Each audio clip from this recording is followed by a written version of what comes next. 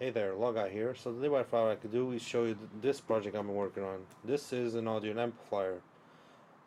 This is a 40 watt plus 40 watt RMS output amplifier.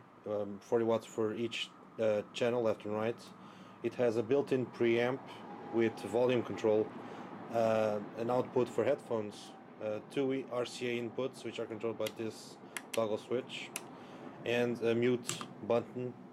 Well, this is actually a toggle switch as well, but there's a mute function which has a couple of problems which we will try to fix in the future time.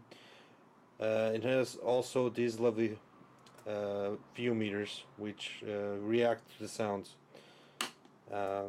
I've selected a song on the input one, and you can see the view meters moving, which are reacting to the sound.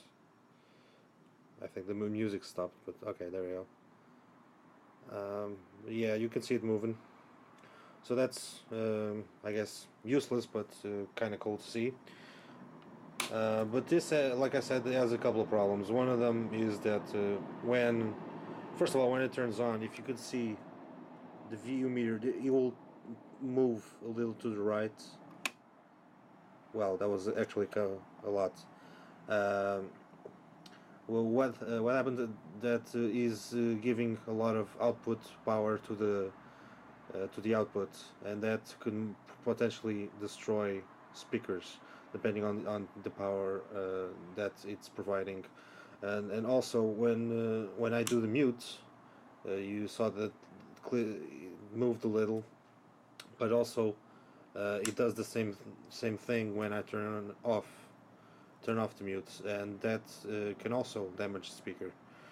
That's not the problem with the circuit I'm using. I'm using a STK 4172II, which was made by Sanyo, and the chip allows a mute function. But the thing is, I'm turning on and off the mute function like a square wave, and that creates a lot of problems. What I'm going to try to do is to do it more like a ramp instead of a square wave. I'm going to slowly turn it on and slowly turn it off, so it does not happen that that signal high impedance sound that comes out to the output.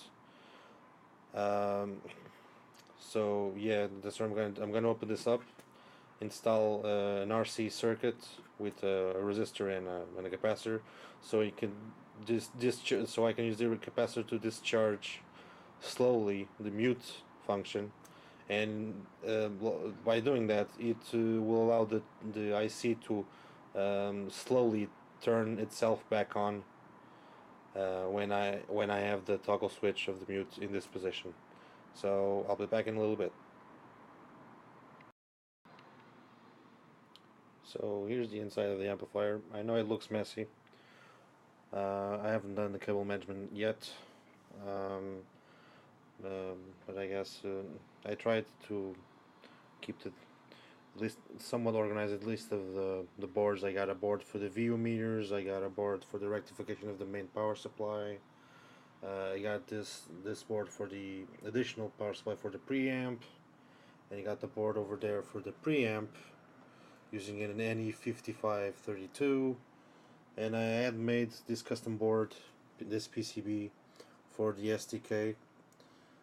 So at least I got a board for each thing. That's the board for the power amplifier itself, and that eliminates a lot of issues. The thing that is not good is this cable management. I guess I could show you also this massive heatsink. It's about 20 centimeters as wide, maybe 10 centimeters tall. We got the banana jacks for the outputs, the two RCA inputs. Also have an USB port because I wanted to connect some devices like this Bluetooth USB receiver. This is cheap. I bought this on eBay for like €5.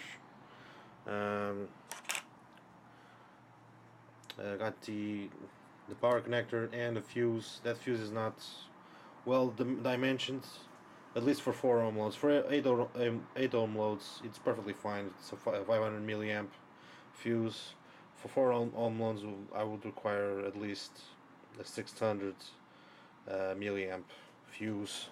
Also got a built-in thermal protection. That little blue thing over there, that's the thermo switch, or thermostat if you want to call it that.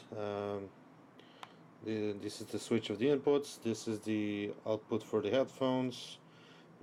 These are the view meters, and that blue switch is the mute switch, and that's where we're gonna focus right now, because the mute function could be a lot better. We don't want to destroy any speakers while we mute the system and turn off the mute. So what I'm gonna do, I'm gonna connect a resistor and in series with a capacitor, and that will create an RC circuit that will discharge when the power is turned off of the switch. So the mute doesn't turn off in a square wave type fashion. Will turn off more like it's not really a ramp, but it's much smoother to slowly turns off, not instantaneous turn off. I'm gonna solder in some 3.3 resistor and a 330 microfarad capacitor in there. So yeah, that's what I'm gonna do. So I guess I'll be back in a little bit. So I just finished installing the capacitor and the resistor. So we're gonna see what happens when the mute turns on. First of all, I'm gonna take a look at the oscilloscope, and I'm just playing some music. Yeah, so that's what it should do when it's playing music. You see the bars moving, that the graph's moving. So let's turn it off. Okay, this is a good part. I'm going to turn on the mute. Okay, so the signals are gone, and then I'm going to turn off the mute, and you're going to see. Okay, so what it was doing before, that the signal would go way up to the top, like really quickly, and that could cause damage when you're plugged into a real speaker. But what it's doing now, it's not moving, it's slowing, turning on the channels. So I'm gonna turn it off. I'm gonna turn it back on.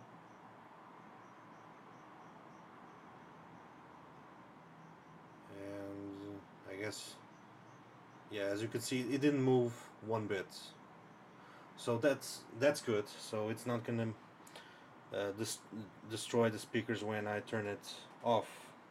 One good thing about the muting doing this, first of all, when I turn the amp off, you're gonna see like a really high peak of power when I turn off. Take a look at the blue and the yellow lines. See, it moved a little bit. That's not good. But that also happens when I turn this on. See, you saw that peak? That's terrible.